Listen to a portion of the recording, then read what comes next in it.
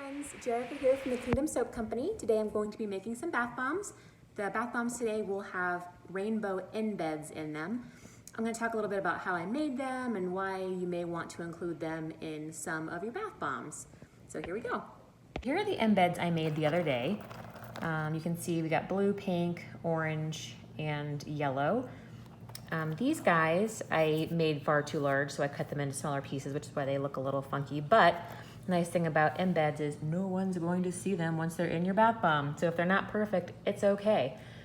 I made these, it's equal parts baking soda and citric acid, and then I use witch hazel to bind them, and that's literally it.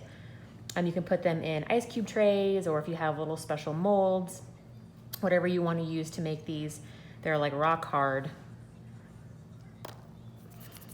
So it's really cool. What you can do with them is you can put them in your bath bombs and they'll shoot the colors out of it once it hits the water. And if you put them on one side of your bath bomb and make it kind of lopsided and put a little air pocket in there, it'll give it that spin that will help disperse the colors in the foam.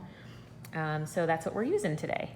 My typical recipe, with one difference, baking soda, citric acid, buttermilk powder, for my dry ingredients. Today I am adding SLSA. I've never actually worked with it before.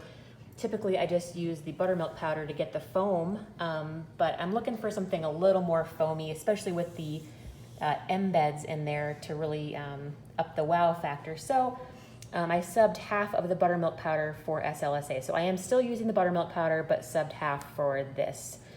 And then wet ingredients, I've got my avocado oil, Poly 80 to help make sure that color doesn't stick to your tub. My fragrance oil today is vanilla cotton candy. I felt like that went really well with a rainbow. And then witch hazel to bind. I've mixed all of my wet ingredients here in this little measuring cup. All of the dry I have mixed here in this bowl, along with some red 27 lake for a little bit of color on the exterior of my bath bomb.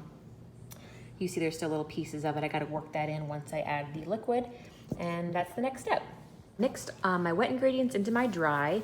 We've got the right consistency. When you squeeze it, it clumps together. That's what we're looking for. So that's showing that we're ready to put in the mold.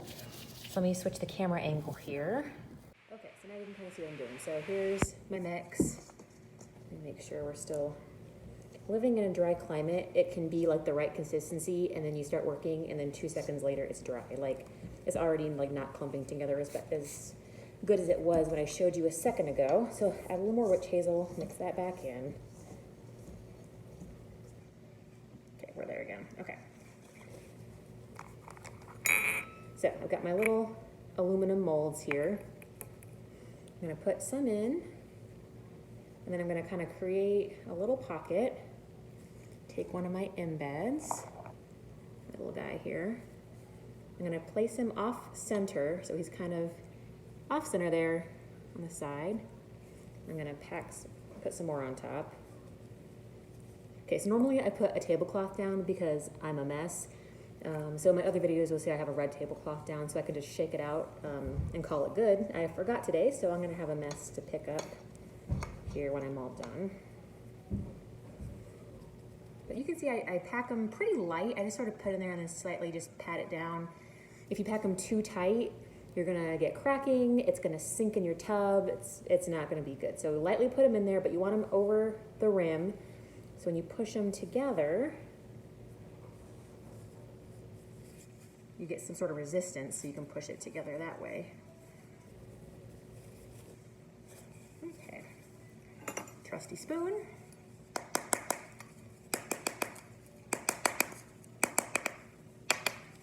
Each side for good measure.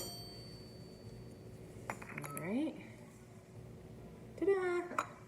Okay, I'm gonna put it over here. I've got a baking sheet with parchment on it. I'm just gonna make them all and line them up, and then I'll show you the finished product. I can show you my testers that I made the other day with the first couple batches I made of the embeds, and then so you can kind of see what effect it's going to have. Obviously these are going to need some time to dry. I can do a separate demo video for you to see the final result of these guys, but in case you're curious now, I'll go ahead when I'm done making these. I'll do a quick video at the end of this to show you what the embed effect is going to look like. Okay, so I just finished making all my bath bombs with my embeds. As you can see, some of them are looking kind of like dented. That's because the mold is dented from me knocking it around.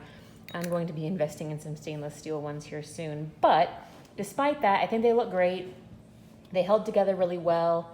The color came out really pretty. Again, that was a Red Lake number 27, so it's more of a hot pink. And I just used like a little sprinkle to get some color. But like I was saying earlier, always use a tablecloth under your workspace because it makes a stinking mess. It's like went all over my floor. So do yourself a favor, put a tablecloth down before you make your bath bombs, and then you can just shake it out outside and not have to deal with it. But I'm gonna fill up my sink and show you my samples that I made with my rainbow embeds.